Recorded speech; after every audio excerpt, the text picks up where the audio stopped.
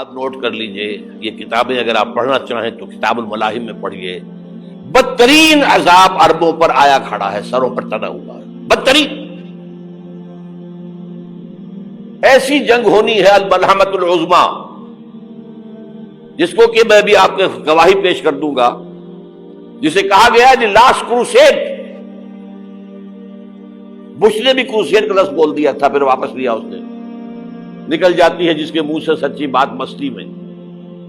فقیہ مصلحت بھی سے اور ہندے بادہ خار اچھا، کروسیڈ کہہ کر پھر واپس لیا. یہ کروسیڈ،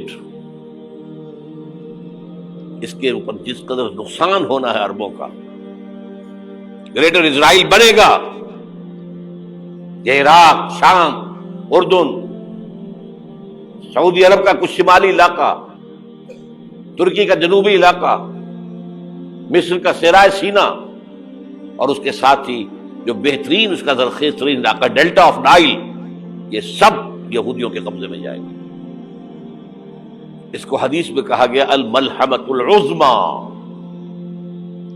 عیسائی 80 علم لے کر ہے مسلمانوں تم پر حملہ آور ہوں گے، اور ہر علم کے نیچے 12,000 فوج ہوگی، 9.5 لاکھ فوج. یہ نیٹو کی تیاری کس کے لیے ہو رہی ہے؟ جب یو ایس ایس آر کا خاتمہ ہوا تو پوچھا گیا تھا نیٹو چیف سے، اب کس لیے؟ تمہارا وہ دشمن تو ختم ہو گیا، اب ہمیں اسلامک فنڈامنٹلزم سے نمٹنا ہے. وہ جانتے ہیں خطرہ یہی ہے. اب اسلام ابھر سکتا ہے، مسلمانوں کے سینوں کے اندر وہ آگ ہے،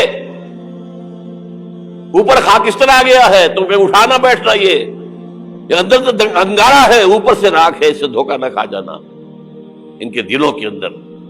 اور بش نے کہا تھا مسلمان چاہتے ہیں کہ ہسپانیہ سے لے کر انڈونیشیا تک نظام خلافت قائم کریں. اور میں حیران ہوا تھا کہ اس کمبخت کو ہسپانیہ کا خیال کیسے آ گیا. ہمیں تو کبھی آتا ہی نہیں، اب ہم تو بھول گئے. وہ تو 500 برس پرانی بات ہے، جبکہ وہاں سے ہمیں نکال دیا گیا تھا. اگرچہ اقبال نے کہا تھا ہے ارض فلسطین پہ یہودی کا اگر حق، ہسپانیہ پر حق نہیں کیوں اہل عرب کا. ہسپانیہ میں تو 800 سال حکومت کی مسلمانوں نے، اور ابھی 500 برس سے گزرے ہیں نا. یہودی تو ارض مقدس سے 2000 سال نکالے گئے. انہیں لا کے آباد کیا گیا، عربوں کے سینے میں خنجر بھونک دیا گیا. وہ چھوٹا سا ملک جو چاہتا کرتا، کوئی پوچھنے والا نہیں. امریکہ جیسے اپنے بیٹے کی حفاظت کرے ویسے کرتا اس کی. اور حضور نے فرمایا ہے وہ جنگ جب ہوگی تو ایک باپ کے اگر 100 بیٹے ہوں گے تو 99 ختم ہو جائیں گے، ایک بچے گا. یہ حدیث ہے، حدیث ہے صحیح. اور آپ نے فرمایا ویل للعرب من شر قد اقترب. عربوں کے لیے ہلاکت ہے، عربوں کے لیے بربادی ہے اس شر سے جو قریب آ چکی ہے. اور آج جس طرح انہوں نے ان کی تہذیب کو اختیار کر لیا ہے، دبئی جا کر دیکھیے، بدترین مغربی معاشرہ جو ہے وہ دبئی کے اندر ہم نے قائم کر کے دکھا دیا. اب سعودی عرب اس راستے پر بڑھ رہا ہے. اور اس کے بعد نمبر 2 پر جو ہے ہم پاکستانی ہیں. لیکن میں اس کے وہ پہلی بات جو کہہ رہا ہوں وہ تو یقینی ہے، اس میں تو احادیث صحیحہ موجود ہے. اگرچہ اس کے بعد پانسا پلٹے گا، پھر حضرت مہدی کا ظہور ہوگا، حضرت عیسیٰ کا نزول ہوگا، اور وہ گریٹر اسرائیل گریٹر گریو یارڈ بنے گا یہودیوں کا. ایک ایک یہودی قتل ہوگا اور دفن ہوگا. یہ بات میں ہونا ہے، میں پہلی بات فرض کر رہا ہوں. وہ پانسا پلٹے گا جب پلٹے گا. ابھی جو سامنے ہے وہ کیا ہے؟ جس ملحمۃ العظمیٰ کہا حضور نے، جسے آرمگیڈون کہتے ہیں عیسائی. آرمگیڈون کی اگر کہیں جا کر آپ دیکھیں گے، آپ ڈکشنری میں مانی تو کیا لکھا ہے؟ A very big war which will be fought between the forces of evil and good before the end of this world. اس دنیا کے خاتمے سے پہلے خیر اور شر کی قوتوں کے درمیان بہت بڑی جنگ ہوگی. ارمجدون اسے کہتے ہیں عربی میں، اور آرمگیڈون اسے کہتے ہیں انگریزی کے اندر. اور یہ بائبل کی آخری کتاب کے اندر ہے، جو اس میں کہ مکاشفات یوحنا، ریولیشنز آف سینٹ جان، یہ تو میں کہہ رہا ہوں یقین کے ساتھ، اور زیادہ دور نہیں ہے، آیا چاہتا ہوں۔ اس لیے کہ یہودیوں کا اور عیسائی جو کنزرویٹوز ہیں، نیو کنزرویٹوز، ان کا 5 نکاتی ایجنڈا ہے متفق علیہ، جس کے تحت کہ یہ جنگ صلیبی شروع کی گئی ہے، وہ سن لیجئے آپ۔ آرمیگیڈون نمبر 1، گریٹر اسرائیل قائم ہو جانا اس کے نتیجے میں نمبر 2، مسجد اقصی اور قبۃ الصغریٰ کو گرانا نمبر 3، وہاں 3rd ٹیمپل، وہ مسجد جو حضرت سلیمان نے بنائی تھی 1000 قبل مسیح میں، پھر برباد کی تھی نبوکدنضر نے، دوبارہ بنائی گئی، پھر دوبارہ ختم ہوئی 70 عیسوی تک گری پڑی ہے۔ ان کا خانہ کعبہ گرا ہوا ہے 70 عیسوی سے لے کر آج تک۔ ایک دیوار ہے ویلنگ وال، جہاں جاتے ہیں، روتے ہیں، پیٹتے ہیں، ماتم کرتے ہیں، وہاں وہ بنے گا 3rd ٹیمپل۔ اور نمبر 4، اس میں لا کر رکھا جائے گا تخت حضرت داؤد کا۔ یہ تخت کہاں ہے اس وقت؟ یہ لندن شریف کے اندر، جو ان کی پارلیمنٹ کا جو چرچ ہے، ویسٹ منسٹر ایبے، اس میں رکھا ہوا ہے۔ ایک پتھر تھا جس پر بٹھا کر حضرت داؤد کی تاج پوشی ہوئی، پھر حضرت سلیمان کی ہوئی، پھر وہ پتھر رکھ دیا گیا جب حضرت سلیمان نے بنایا ہیکل مسجد اقصی، وہاں رہا وہ۔ ہر بادشاہ جو تھا یہودی اسی کے اوپر بٹھا کر اس کی تاج پوشی ہوتی تھی۔ سن 70 میں ٹائٹس نے گرایا اسے، ہیکل کو، وہ پتھر لے گیا، وہاں سے روم گیا، روم سے آئرلینڈ گیا، آئرلینڈ سے اسکاٹ لینڈ آیا، اسکاٹ لینڈ سے انگلینڈ آیا، اور اب وہ رکھا ہوا ہے 14ویں صدی عیسوی سے آج تک۔ وہ ویسٹ منسٹر ایبے میں رکھا ہوا، ایک کرسی کی سیٹ میں اسے بنا دیا گیا ہے تخت کی شکل میں۔ اب انگریزوں میں کوئی ملکہ ہو، کوئی بادشاہ ہو جس کی بھی تاج پوشی ہونی، اس میں ہو، یہ لا کر رکھا جائے گا 3rd ٹیمپل میں۔ اور اس پر یہودیوں کے خیال کے مطابق ان کا مسیحا آئے گا، جو مسیح دجال ہوگا۔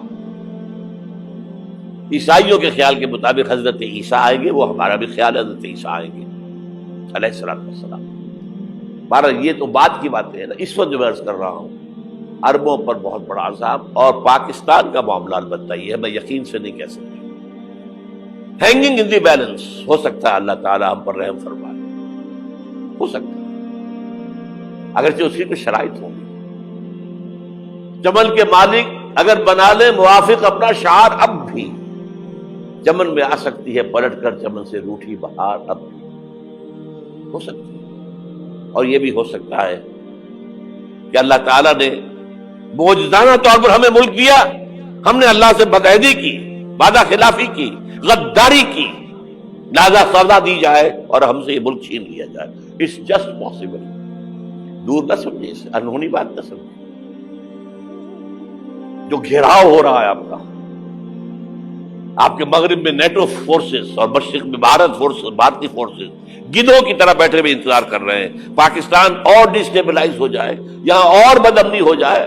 اب لاہور میں پھر آج دھماکے ہو گئے ہیں، 2 دن پہلے کا دھماکہ میں سہ کے آیا ہوا ہوں، آپ کے سامنے بیٹھا ہوں، وہ جانے بچی نہیں، جو ہماری اکیڈمی کا حشر ہوا وہ میں آپ کو نہیں بتا سکتا۔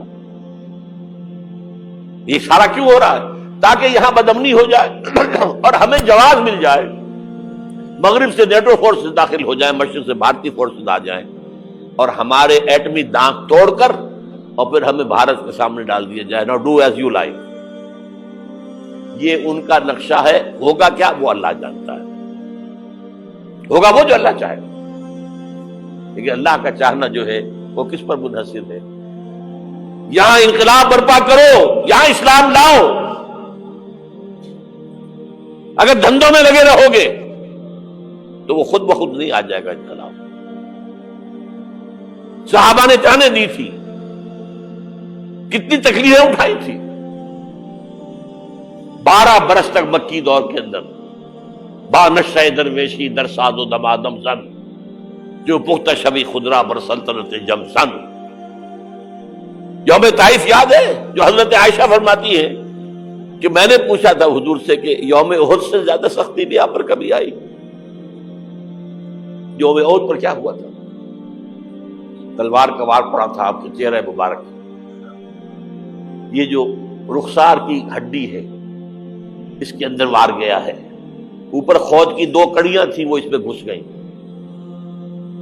2 دندان مبارک شہید ہوئے۔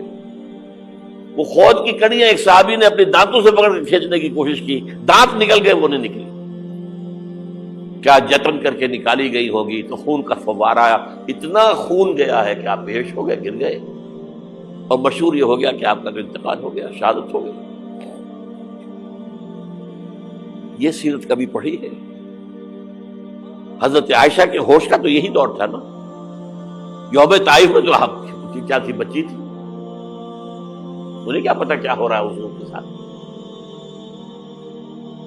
3 دن تک حضور مکے کی گلیاں اور وہاں کے اوباش لوگ پتھراؤ کر گئے تھے اس امید میں کہ شاید وہاں کا کوئی سردار ایمان لے آئے، تو یہاں تو ابو طالب بھی فوت ہو گئے، یہی دنیاوی سہارا تھا، خاندانی سہارا تھا ابو طالب کے ذریعے، اور گھر میں ایک دلجوئی کرنے والی رفیقہ حیات تھی، وہ بھی، ان کا بھی انتقال ہو گیا۔ آپ نے کہا یہ عام الحزن ہے، اب تو سب کو طے ہو گیا قریش کو کہ اب جیسے قتل کر دو ان کو، اسی لیے آپ گئے طائف، شاید وہاں کا کوئی بڑا سردار مانے، ایمان لے آئے مجھ پر، تو میں اپنا مرکز ادھر شفٹ کر دوں۔ تینوں سے ملے ہیں، تینوں نے وہ جواب دیے ہیں، نکل جاؤ یہاں سے، میں تمہارے ساتھ بات بھی کرنے کو تیار نہیں۔ اچھا تمہارے سوا کوئی نہیں ملا تھا اللہ کو نبی بنا کر بھیجنے کے لیے؟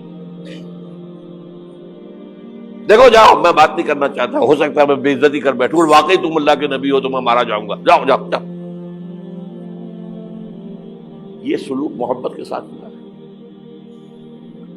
اور پھر چھوکروں کو، اسٹریٹ ارچنز جنہیں آپ کہتے ہیں، اشارہ کیا تھا، خبر لو ان کی، پتھراؤ ہو رہا ہے، ساتھ کوئی ہے ہی نہیں، ایک آدمی صرف، زید ابن حارثہ۔ اب سامنے سے پتھر آ رہے ہیں تو حضرت زید آگے آ جاتے ہیں، ڈھال بنتے ہیں، مجھے لگے پتھر حضور کو لگے، آپ پیچھے سے آ رہے ہیں، چاروں طرف سے تو ڈھال نہیں بن سکتا ایک شخص، جسم لہو لہان، خون جا کر جوتیوں میں جم گیا ہے، جوتی اتر نہیں دی۔ پھر وہاں سے واپسی پر جو دعا مانگی ہے،